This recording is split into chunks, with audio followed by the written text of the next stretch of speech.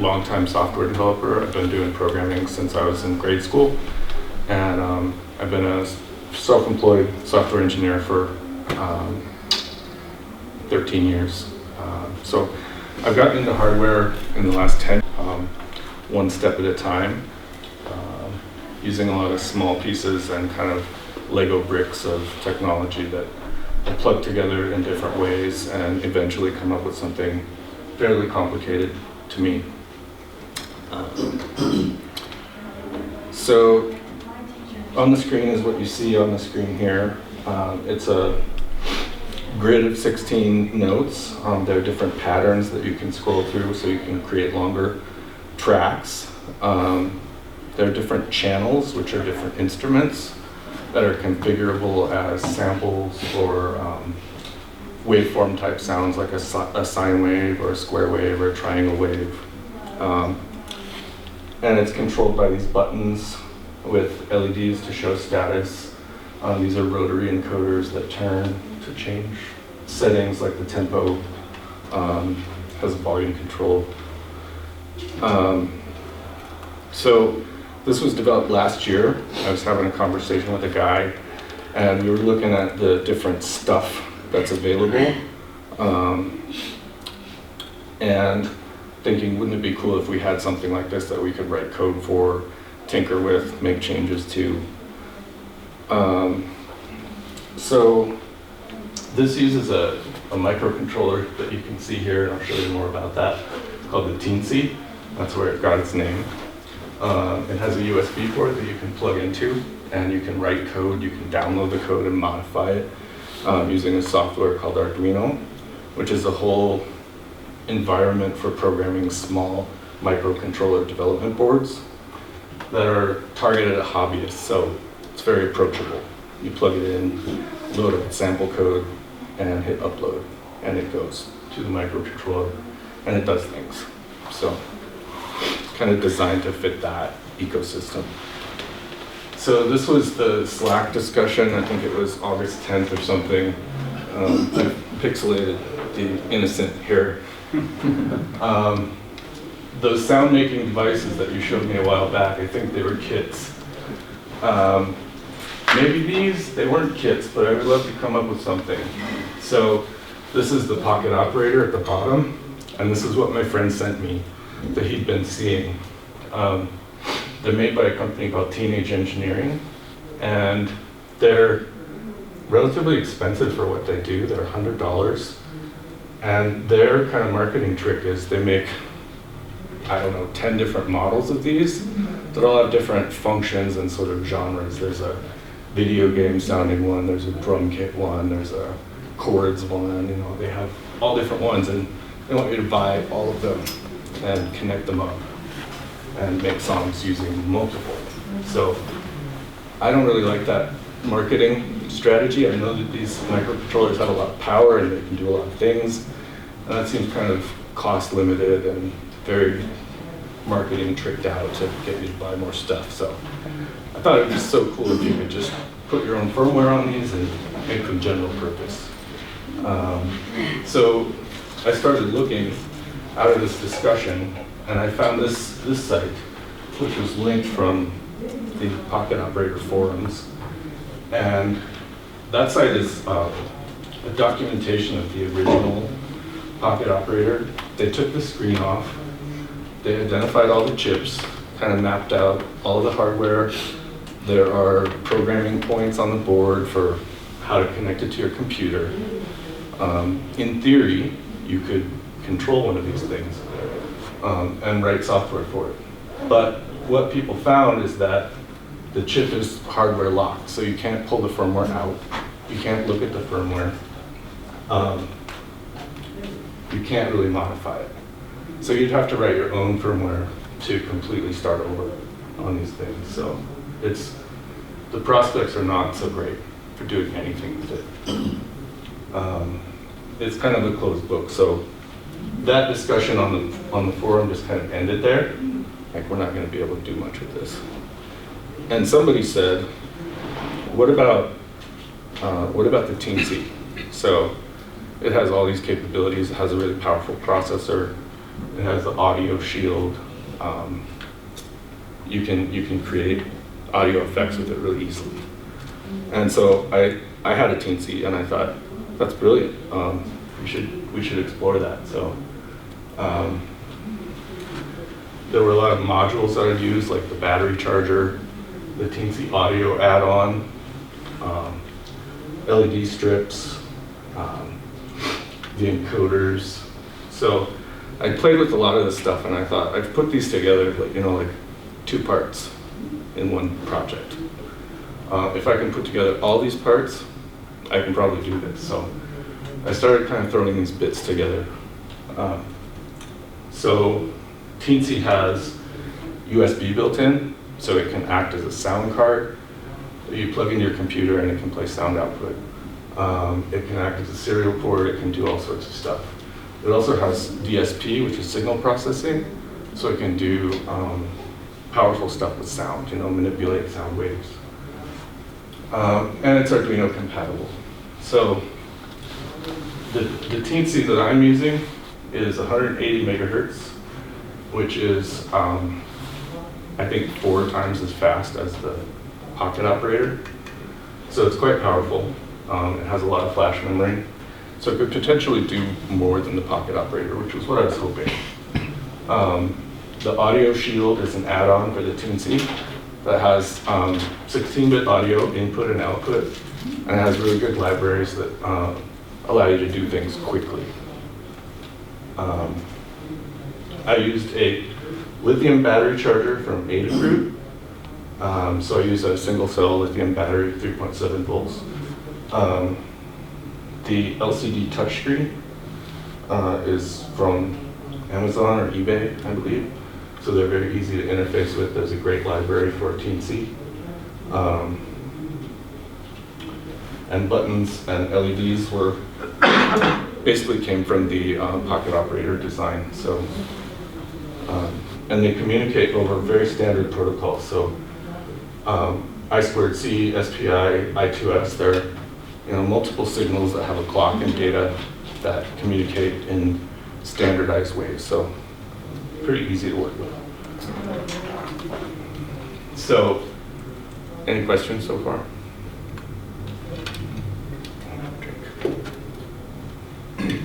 So do you implement like the triangle wave inside firmware in the Teensy? That's done by Teensy. Okay. Yeah, I'll show you a shot in a second. Details on that. So, this is the Teensy 3.6. It has about 50 or 60 pins that can be controllable individually. It has the SD card reader, which was nice for storing sounds. Here's the battery charger. It has battery in, it has some status signals, and a USB port in for charging. There's the audio adapter. It has the microphone and the headphone jack, and an SD card adapter that I didn't use. The display has the touchscreen built in. What is your power usage? I don't recall, but it lasts quite a long time. Okay. So the hardware, you can see kind of the rat's nest here. This was built on breadboards, which are these things, these perforated boards. I'm going to take a break.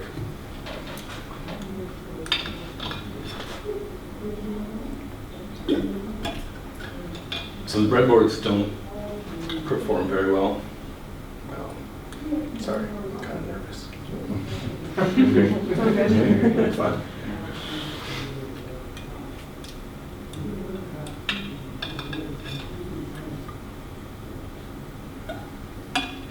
So you could tell there was bad audio through the, just like from all the wires and stuff. Yeah.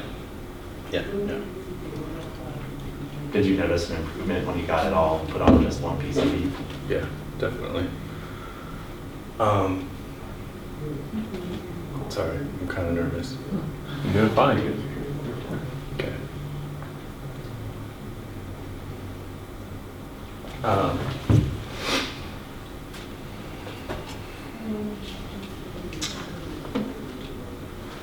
So this was kind of the start of the hardware piece. This was a matrix.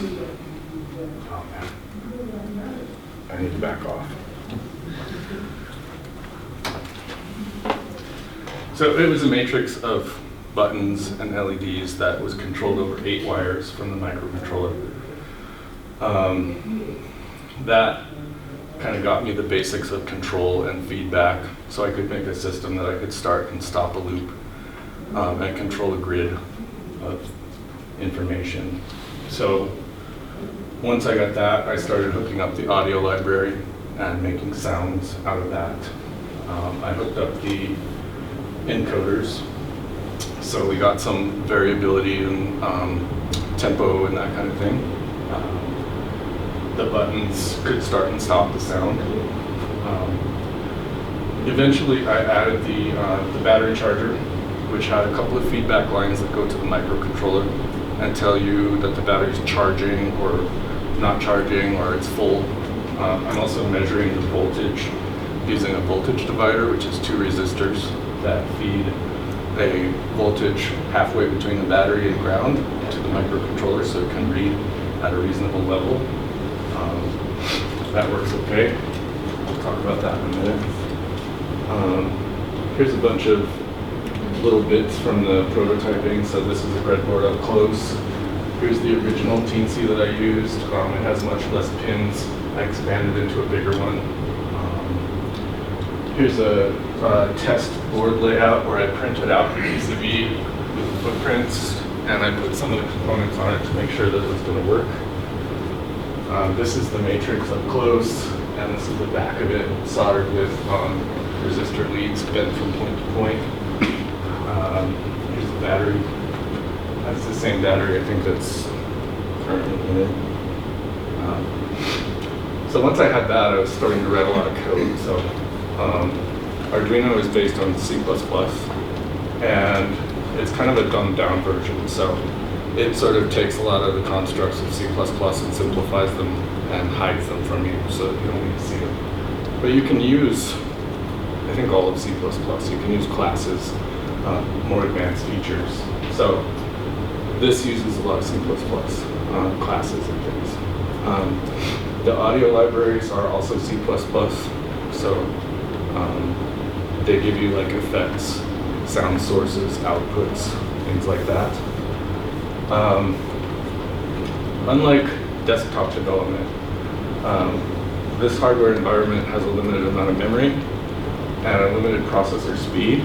So you have to do things like pre-allocate your objects to make sure that you're not using all the memory, and sort of plan the memory space so that you know you have enough. Like this display has a frame buffer in RAM, and so that takes a third to a half of all the available memory right there. So you start adding sound sources. Like I have 4 sample sounds and 4 waveform sounds. If you add another, you can see, okay, that put me at 90% of my available memory. So you have to compromise and be careful with that stuff. So my sound generators and all that are pre-allocated, and then I just sort of intelligently dole them out behind the scenes. Like I've only got 3 notes playing, I'll use the 4th one. So there's a source manager that sits on top of those. If you try to play a 5th note, it takes the oldest one and stops it and starts a new one. So uses that hardware as best it can. So the libraries take care of USB and output. We pretty much just tell it how it's hooked up, and I've got a screenshot that will show you that in a minute. The buttons, because they're in a matrix, there are 4 wires by 4 wires, and what it does every time through, hundreds of times a second, it sets this row as inputs and this row as outputs, and it looks for a connection in between, and it scans through all of them. Originally the LEDs were doing that too, but I simplified that by putting them all sort of on a communication bus. Made it a lot simpler. So the GUI is defined by just arrays of buttons with callback functions that get called when you touch them. So every time through, It's looking for a touch on the touch screen. It's looking through the GUI arrays and saying, is it touching anything here? If it is, it calls a callback. So very simple. There were more complex things, but they used a lot more memory. They did things I didn't need, and I didn't like the way they looked, so I kind of did my own thing. So this is one of the great benefits of using Teensy. They give you this design tool that runs in your browser, and you drag all these things onto the screen. So here I've got USB output, I've got I2S output, which is the the digital output that's on the board. I put these through 2 mixers, so I can do things like panning and volume control. And then I split them out into further mixers. I've got 4 sample channels, and I've got 4 waveform channels, so I can do like square wave, sine wave, sawtooth wave, and I can manipulate them here with these effects.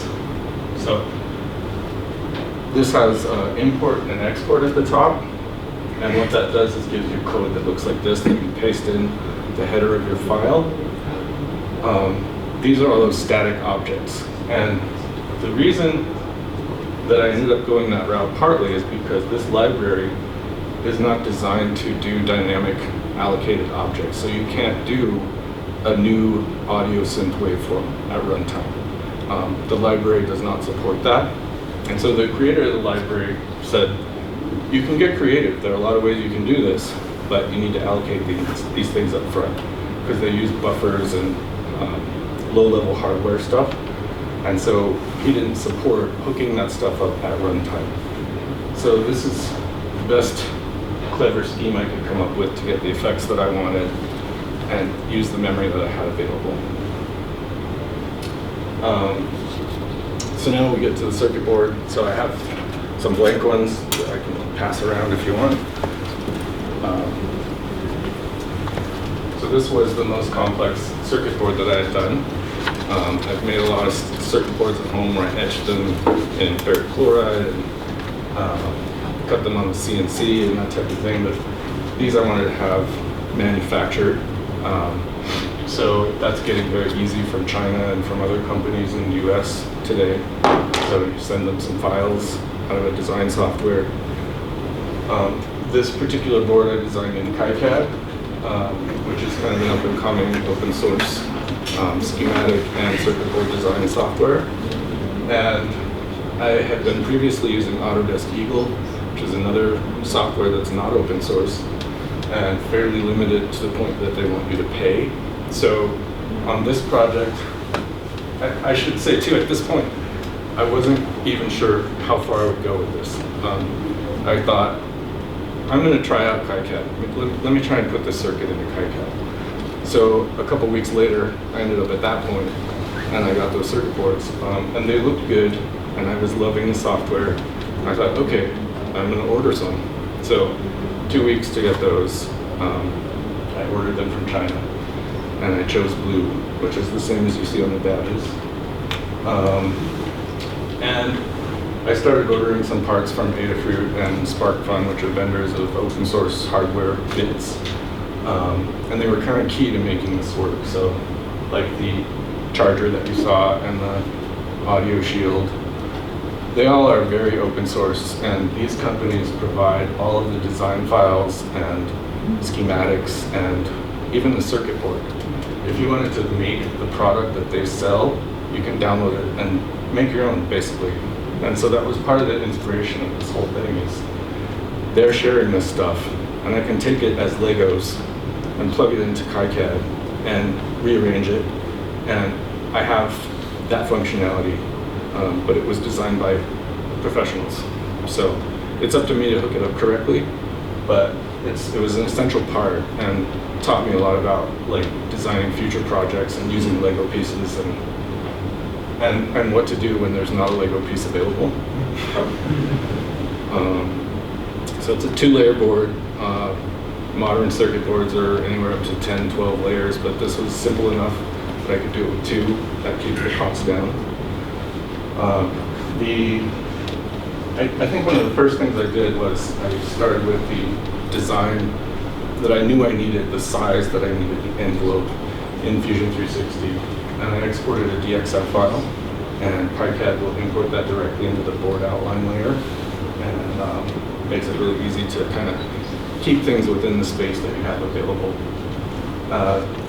I ordered 10 boards and a stencil. So as you notice, there aren't a lot of holes in that PCB. So it's using surface mount components almost exclusively. And those are soldered with a solder paste usually, that you place the components, you stick the components down onto the paste, and then you bake the whole thing. And the solder actually melts in the oven and solidifies into those nice silver fillets that you see. So I ordered a stencil for the paste, which is kind of like a silk screen. You squeegee across with, I use a driver's license. And it leaves a layer of solder paste that's the thickness of the stencil, which is, we'll talk about this later. Then the thickness is actually important. So here's part of that schematic in KiCad. This is the keypad with the LEDs running through it.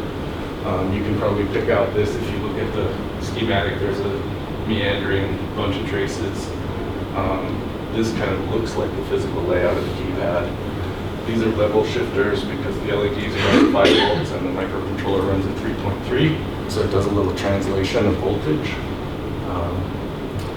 So you'll lay out all your parts like this in a very symbolic way, knowing what you need them to do and how many you need and all that.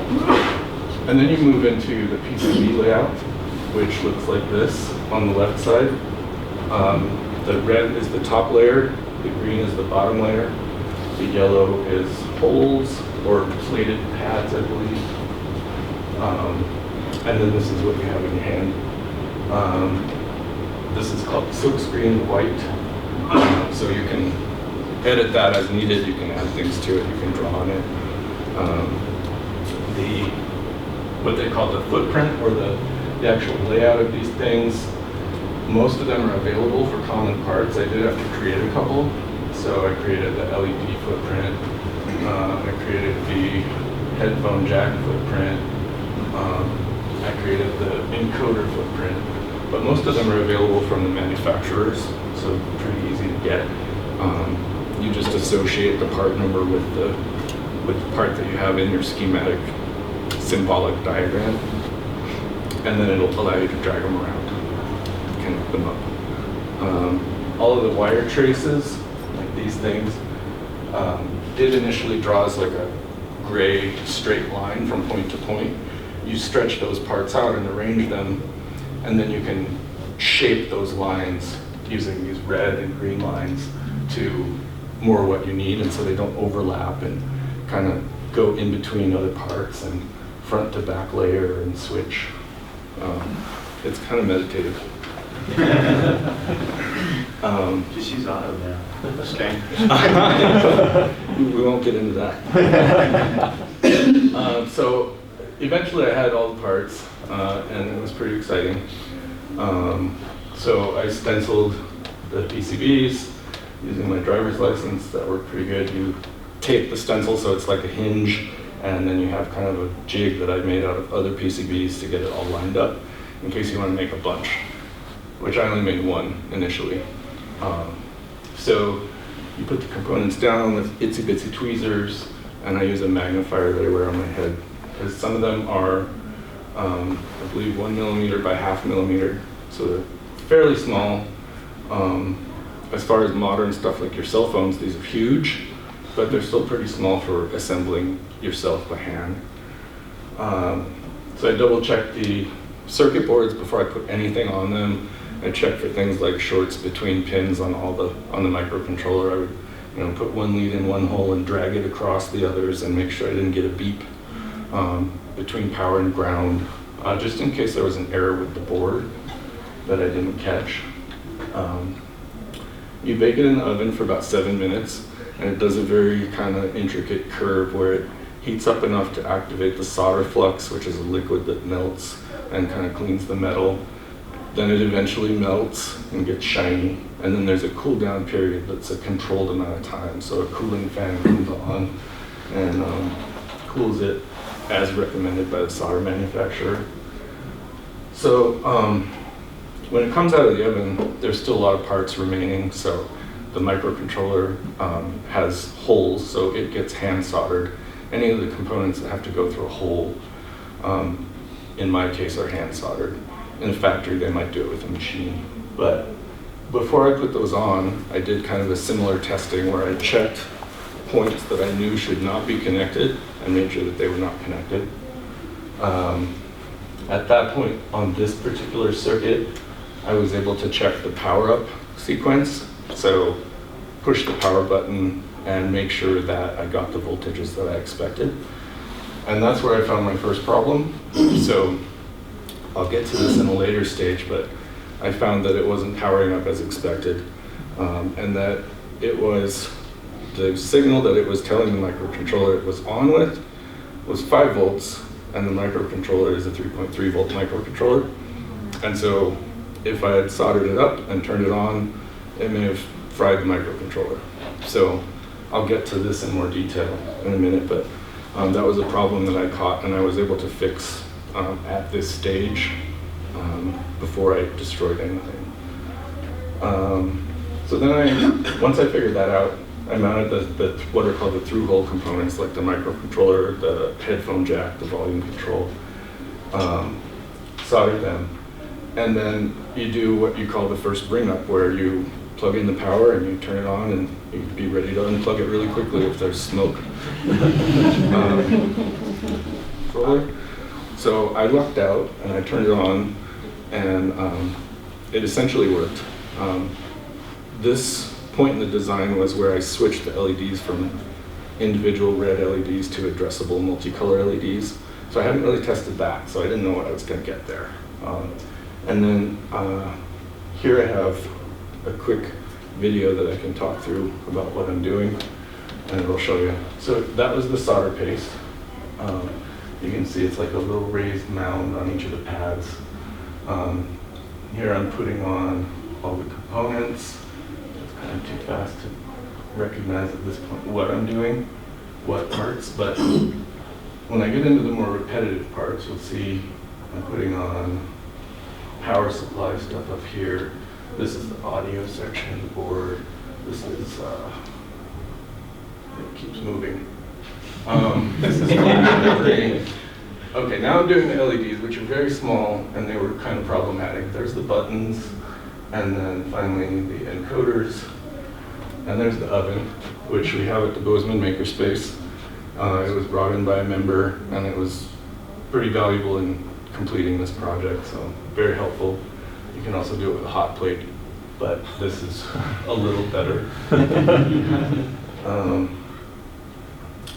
So I think I'd been letting it cool for a while here. I didn't immediately touch it, but now all those little solder mounds are shiny and filleted, and I just looked at it to make sure that everything looks good. Also, if you take it out right away, you don't want to disturb that solder, so I'm sure I let that sit for a little bit. Here I'm soldering on the microcontroller. There's like 50 or 60 pins. Just do that one at a time with the soldering iron. And now I'd already put the screen on, so I'm ready for that initial bring up. And I plugged in the headphone jack and power. I got the power light, which I'd already tested. And there, I get the firmware at the point where I already was. I knew that was already on the microcontroller. But the LEDs are just kind of in a random state because they hadn't been, there'd been no code written for those yet. So I did have some problems, like I said. The power logic was one of those. So that was a bit that I had built for another project on a very small board. So it had a button and some outputs and power input. And it was designed to switch the circuit on and tell the microcontroller to stay on. And the circuit that I had built that for was a 5-volt circuit. And so this was not an issue. I didn't have a 3-volt battery voltage or higher, that kind of thing. So I didn't anticipate this problem, and I assumed that this would work. It worked in my breadboard circuit. It worked fine. But what I found in reality was, oh, I need to change this. So now, if I can, I like to be a little bit more careful to test everything in its actual environment, not just as a Lego piece. I mean, it's like, it's as if you tested the wrong color yellow piece and then built the thing and it looks funny, kind of. So that was one issue, which I'll show you how I fixed that later on the slide. Some of the parts are too small. Building this as an open source project, I thought that people may want to build it, but I found that some of the parts, especially the LEDs and the 3 ICs on the board, are quite small for hand placing and soldering, especially when you have stencil issues, which we did have later, and I'll show you that.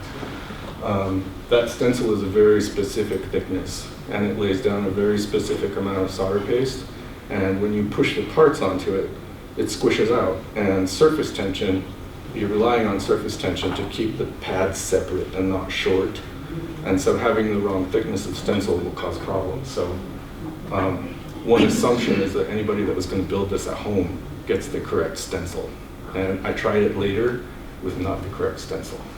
So Can you set up the design software to give standoffs for the stencil that you intend to use? You can manipulate the solder mask slightly, which is a solder repelling the blue essentially on these. That doesn't really adjust the size of the cutout in the stencil.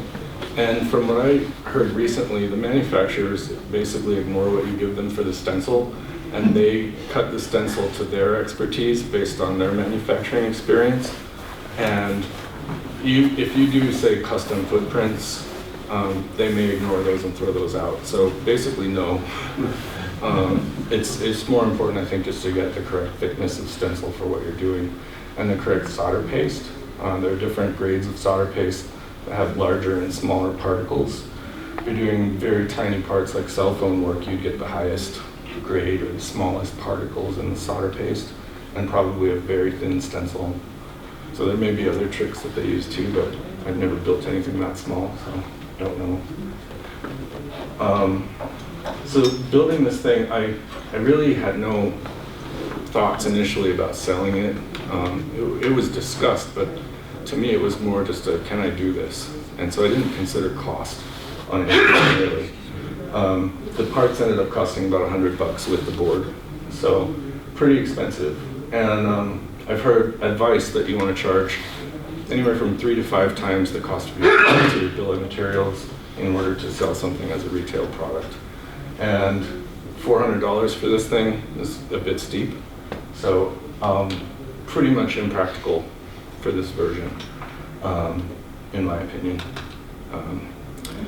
Also, I put a very small number of little electrically connected pads on the board that I could probe when I built the thing. I learned that you can't have too many of those. I think I added 4 or 5. Ideally, I would have had 20 or 50 or something, just to make that initial testing a little easier. So here's the error on the power circuitry. There is a component called a diode. This is a dual diode, and it kind of acts as an OR gate between 2 signals. So one of the signals comes in from the power button. So if you get the power button or the microcontroller tells you to stay on, you enable the power supply. So this is the essentially OR gate over here. This is a resistor that limits the current through the power button. So I had to lift one of the pads, one of the pins on this diode, and jumper it directly over to this resistor with a bent wire and solder that all. So that would not be practical for manufacturing. You would never do that. So I revised the board, and when my friend later wanted to build one, we used a revised board that had that fixed. So that was a fairly big mistake in the first one because it requires you to order new boards. So I'll talk about the solder paste before I get into this. So my friend wanted to build one, so he bought all the components and everything.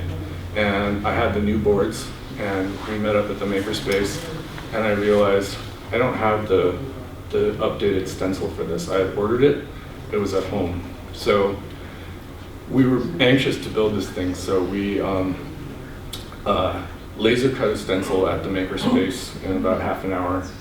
And we used whatever material we had available. I don't remember what it was, but it was thicker than the stainless steel stencil that I had ordered. It deposited probably twice as much solder paste as we needed. And so a lot of those very small components, when they melted, the bleeds bridged together. So we spent quite a while. First we were troubleshooting the LEDs. We thought those were maybe the easiest. So we got all the LEDs to work using like a hot air desoldering tool.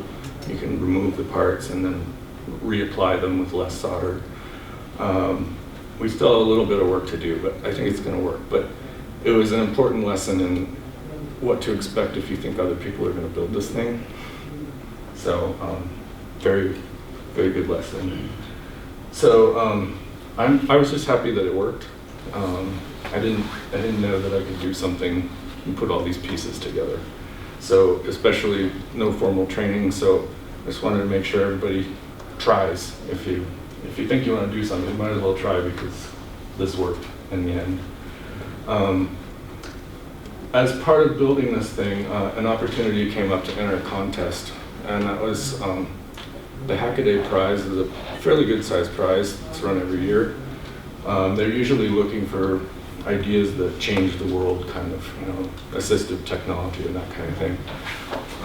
But surprisingly, this particular year, they had a musical instrument category, and I had just started working on this. And I thought, maybe a way to ensure this is completed and make it awesome is to just enter this contest. So I did. So I kept a build log. It's on github.io, and it ended up being a semi-finalist. So I won a little bit of money and was in the running for a really big prize. And there are 5 categories that had 20 semi-finalists each. And so there were 100 semi-finalists, so I'm still in a pool of 100. And this is with things like augmented reality tools for visually impaired. I think there was like some kind of detector for tremors. There's, just awesome stuff that I didn't really, at this point I was happy. I didn't expect to win $50,000. So I went to their conference, which was where the grand prize was announced. I met a whole bunch of YouTubers and hackers and things, and a lot of the other semi-finalists. And the winner of the $50,000 was a very novel robot arm that was mostly 3D printed, extremely accurate for the cost of the parts, developed by a team. I think it cost $5,000 to build. And it was supposedly as accurate as things that cost 10 times that much. But other winners were, assistive technology and really world-changing things. So there were a bunch of us that just had fun, and we got up on stage and had a good time. And I did put these PCBs up for sale, thinking that people would want to buy them. A few people did. A lot of people asked, but really only a few people did. So part of that, I think, is the barrier to entry with the soldering and the fineness of the parts, and maybe the cost. At the Super Conference, I did talk to one of the founders of Crowd Supply. So it's a crowdsourcing type company, but they do open source hardware primarily, and they will work with makers to design things for manufacturing, and have consultants that help you with that and kind of look at your marketing, and they actually do the fulfillment for you. So they'll help you find a manufacturer, you get the manufacturing done, you send them boxes of product, they ship them out and do all the money stuff. So I talked to them. That was a very good talk. They gave me a lot of ideas for flaws and things to do in the future. And they liked it, everybody liked it. This is my nephew playing with it. So I think it's a video. Yeah, pretty boring. So this was the Super Conference. It was just a whole bunch of like-minded people, lots of time for just hacking on things and soldering, and they had soldering irons and soldering contests and a whole bunch of major geeks doing what they love. So lots of talks. It was at an art college in San Diego. It was great. So this was kind of the group photo of the finalists, semi-finalists that were there. In the front is the people with the robot arm. There's a bunch of Hackaday writers. Hackaday.com, if you've never read it, everybody in this room should probably look at it. It's very interesting tech stuff and innovation, not just hacking in a bad sense, hacking in a creative sense. So, yeah, so a lot of people have asked what's next. There might be a version 2. I actually started tinkering and dragging components around in KiCad and swapping out some components, taking some of the advice from the vendors that I talked to and starting kind of with the low-hanging fruit of the really expensive parts on the board and trying to get that cost down. So Crowd Supply said, we think you could sell a few of these at 150 bucks. And so that implies that I need to get my cost down to $37.50-ish. I've worked on that quite a bit. I think I got it down to 40-something. So I don't know if I'll go ahead with this, but it is interesting to, at least in theory, just run through the process of designing a 2.0. And I think that would be something designed for manufacture, not designed for me to make every single one of them, or for people to make at home. It's important to me to keep it open source just so that people can still use the ideas, be able to take any piece of it and copy it if they want, and still write the firmware. So the firmware would remain a very flexible component of it that you could modify however you want. That's always been important. So this would still maintain that ability. It would imply removing some components. So I probably would not use a touchscreen, just a normal display, because on the current item, you can do everything with the touchscreen that you can with the buttons. And so the touchscreen becomes kind of redundant, but at the time I thought, oh, of course I want a touchscreen.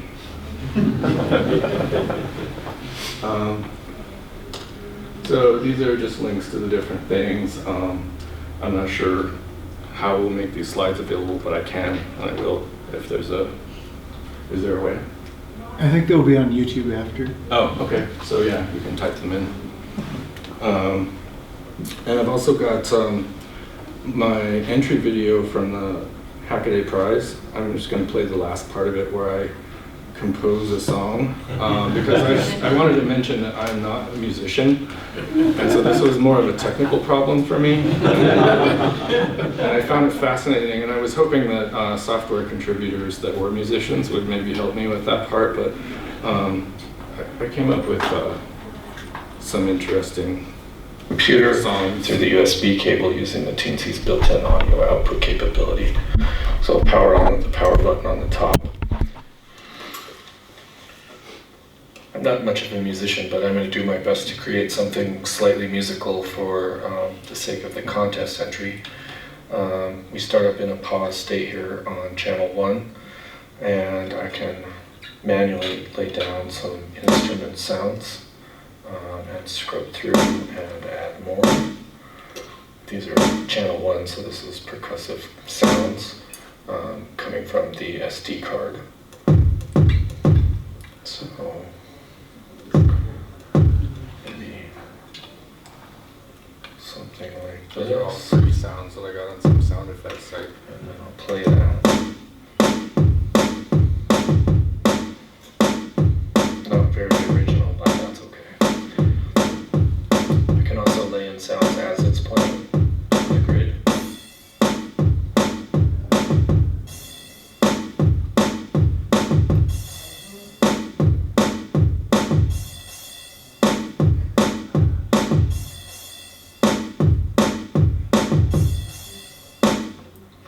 Then I can go back and manually fix this up if I want. If I'm not happy with what I did live. This is totally on the fly, just for the entry video. So now, yeah, like that. Now I can play with the tempo if I want to. Speed it up, slow it down a little bit. Then I'll go into channel 2, play